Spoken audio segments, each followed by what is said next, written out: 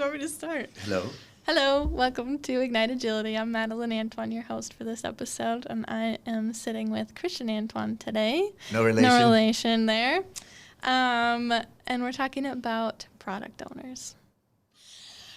If somebody were to ask me, how do you know you're a good product owner? Mm-hmm. So this is really it. This is going. And, so when I train product owner, first of all, product owner, I don't know if folks know that the name of the role product owner, it's actually based upon a traditional role called product manager. Not project manager, product manager. Okay. And what I learned was the reason why they took the word manager off was because when you say something, whatever word you put in front of manager, if manager follows that, you're more than likely going to be assumed to be doing other things. Yeah. You're going to be managing people. So product owner was, we want this person to be solely focused on, and you read the Scrum Guide, it says maximizing the value. I went to a class where the co-founder of Scrum was training it, and he put it on a big old sheet of paper on the wall, and he said, product owners double value. How often? As much as possible. So that's their entire purpose and goal. Yes. Okay. And then someone says, well, how do I, I'll ask people in the class, how do you know you're a good product owner? Mm-hmm. And, the people who get it or were taught it, they work with their stakeholders and say, okay, if I'm stepping into this role, what's the value of it now? So I can have a line in the sand to go, when I became product owner, this is what we valued, what we do. And, we want that product owner to do that with stakeholders. Right. Not in a vacuum, right? And, good product owners are collaborative. They don't take the attitude of, I have the keys to the car, I get to drive wherever I want with this product. First of all, they don't own the product. If they left the company, that product stays at the company. It's not theirs. Mm-hmm. They're not paying for this product either. The money's coming from somewhere else. So they're actually in service to this company for this product or products. So they have to get a baseline. And what's nice about that conversation is working with the folks who are either using the product or paying for the product. Sometimes you have payers and sometimes you have users, and they're not the same people. Or they could be the same people. But what they're doing is coming up with, how would we value what we do? It's easier when you have a product that goes all the way to the outside customer, and you can say, well, we do this many sales. Mm-hmm. What we get in our classes is people who have products or services that actually go to people inside the company, their internal customers. And so it might be a little harder, and the conversation might be, well, why do we do this internally? Why don't we hire somebody else? And maybe they did. Maybe at some point in time they had some outside vendor that they were paying to do something, and they decided it was cheaper for us to bring it inside. Right? And that could be like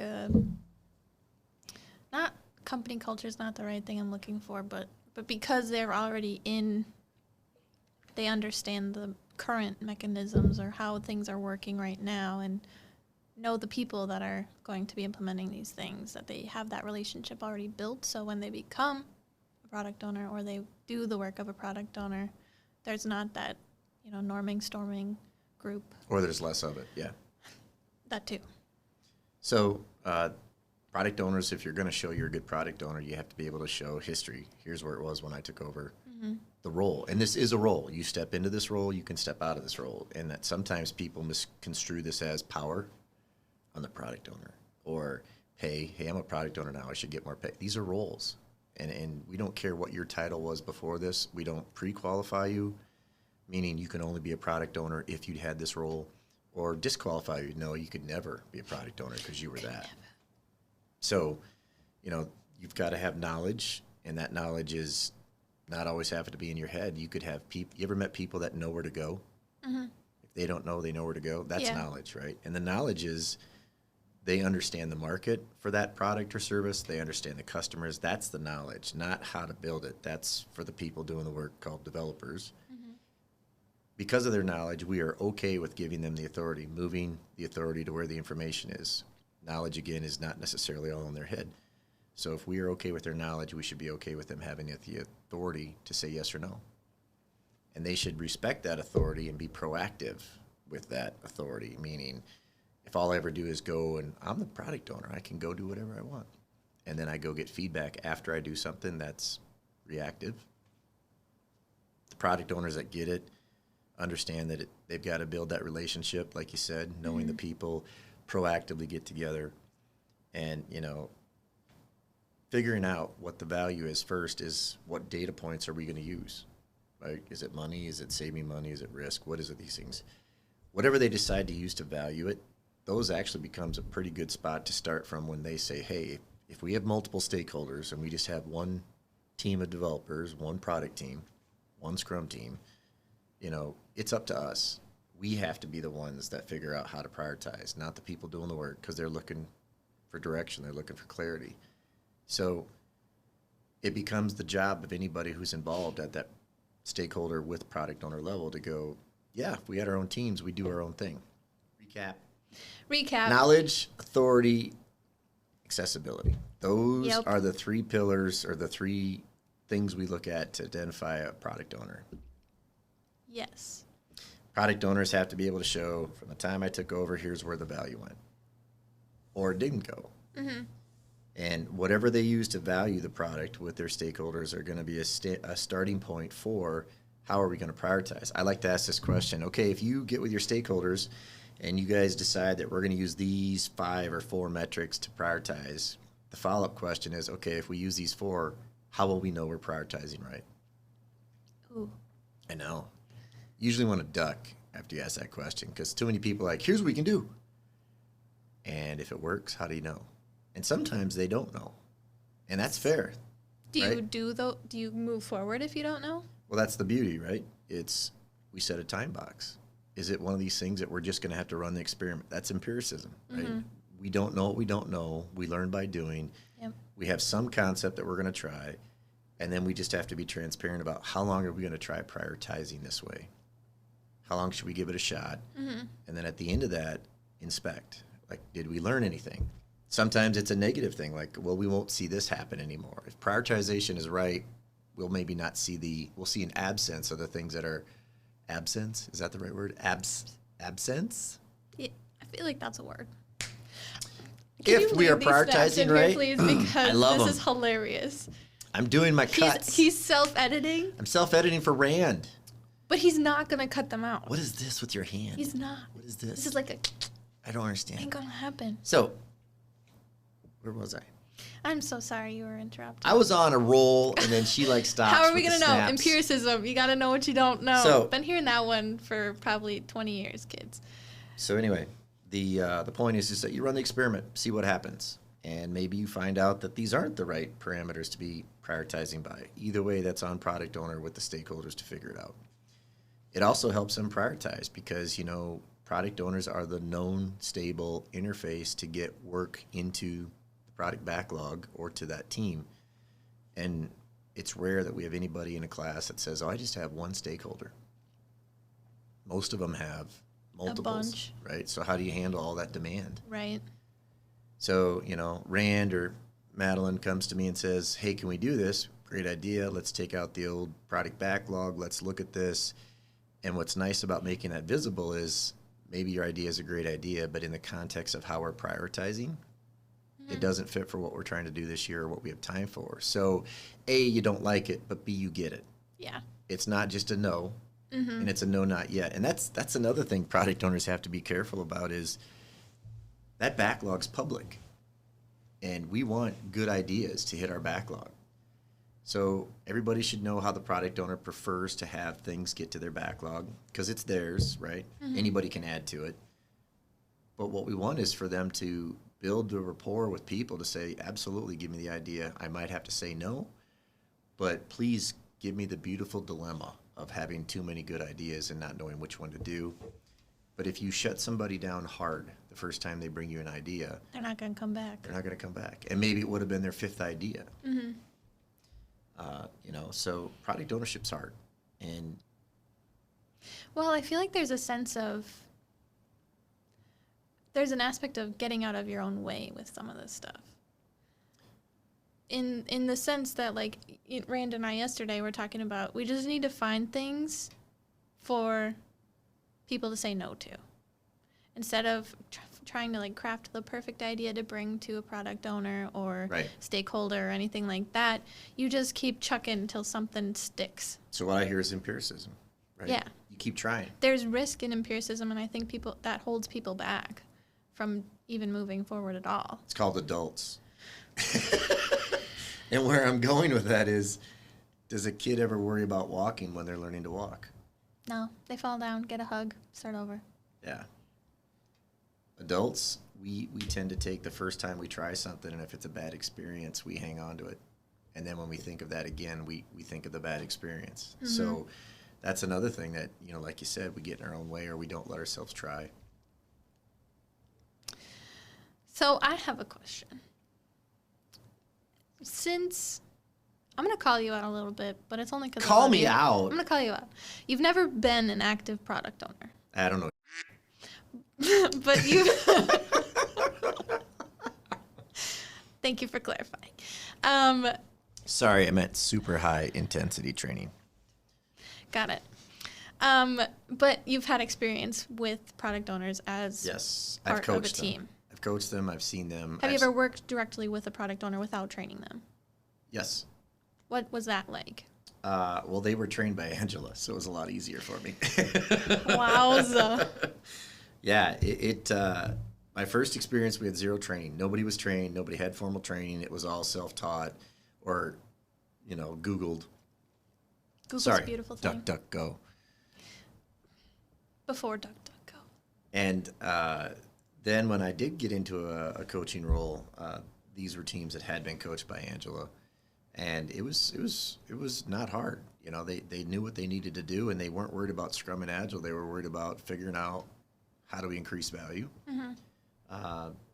Also worked with a gal that I did train, and I quote her often. She's really good. She had 24 stakeholders. She was the one where I get that.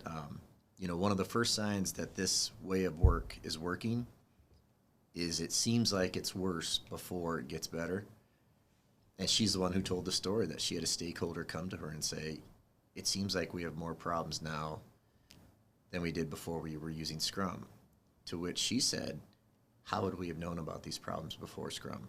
They were there. We just couldn't see them. Brings them to the surface. It's like getting I'm a like, facial. ooh, can I use that? She's like, yeah. I'm like, thank you. Well, yeah. Thanks, Lindsay. And from what I've learned, correct me if I'm wrong, Scrum is supposed to be something that brings your problems to the surface so that you can fix them. I like to say that Scrum is not going to make you agile. It's going to show you where you're deficient in your agility. That's very Zen, isn't it? That's like so Zen. That's like Jedi Even for stuff, you, right? wow. It wasn't me. We're doing our own sound effects, peeps. Yeah, Scrum won't make you agile. Cool. Neither will Kanban. Kanban does the same thing. So anything, Kanban, Lean, Extreme Programming. Frameworks in general. The mechanics. The mechanics are set up to expose you to your deficiencies. And it all gets back to, are we at the level we need to be at? Because all of us are agile to some extent. If we weren't agile, we'd all be dead. Mm-hmm. But are we at the level we need to be for what we're trying to be or to stay alive and healthy? Yeah. So how long would you say it takes for someone to be like the product owner? Like owning it, doing well, balancing everything, making a coherent team? I don't know if you're. It's not really a destination. I think it's about the journey. I think what you're getting at is how do you know you're handling it? And I would say when you're able, and it's not just the product owner. It's all three roles, right? Mm-hmm. So product owners want consistency from that team. They want consistent delivery. Why? Because it helps them set and manage expectations with stakeholders. So if I'm the product owner of a team that's doing a good job of getting their cadence down and understanding that, hey, when this team says they're bringing in 6 or 7 things, they get them done. I can use that like a miles per gallon. Mm-hmm. I used to call it velocity. It's now called historical data. I always like what Rand calls it, miles per gallon. I like that. I can plan a trip. Yeah. And that's what people want. That's what stakeholders want. Hey, how much will this cost? Or how long will it take? Yeah. Or, hey, I've got a date. What can you get me by this date? That's what all product owners want, is they want a good set of historical data so they can go, History shows that if this is the scope you want, working with the dev teams or the developers, and they're sizing it and stacking all up the points, when you take that stack of points, divide it by their miles per gallon, points per sprint, we're looking at 6 to 7 sprints. And each one of those sprints is finite, right? There's a certain number of days. So you can easily translate sprint numbers into hours, into money, and into time. I had a gal come to a certified product owner we were in Phoenix. And on the second day, she showed up like an hour early. And she said, I hate Phoenix traffic. And she goes, and I used to live in Portland. Now, I had been in Portland. Is the traffic in Portland bad? It's horrendous. Horrendous. Worse than California? I was intrigued. I said, please tell, because I was in Portland and I experienced Portland traffic. It's just really slow. But at least what she said is it's slow all the time. So she was in a product owner class, and she was saying that, if I was in Portland, if I left home, didn't matter when I left home, it took an hour and a half to get to work. Didn't matter when I left work, it took an hour and a half to get home. I said, so it was consistent. She goes, yeah. I said, so you could plan on it. She's like, yeah. I go, there's your lesson for a product owner. Ooh. See how I took something in real life, and then I took it to that. This is how I train, folks. This is how I train. He likes to tell stories. I like to tell stories and connect the dots. And then she said in Phoenix, she had a certain window that if she missed it, it was all over the board. Like, if I'm right after that window, I could be super early. If I'm after that window, I could be, And so it's really hard for her to plan. I said, that's what product. So how do you know you're a good product owner? You're able to show that you're increasing value, or if you're not increasing value, here's why.